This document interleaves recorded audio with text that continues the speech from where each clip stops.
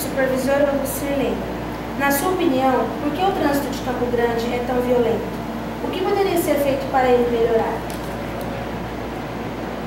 Eu acredito que o trânsito de Campo Grande é violento por falta de orientação. E essa orientação aonde que vem? É na escola. Tem que ser com os pequenos, nós temos que trabalhar com os nossos pequenos, né, já na educação para o trânsito. Isso já acontece na nossa escola.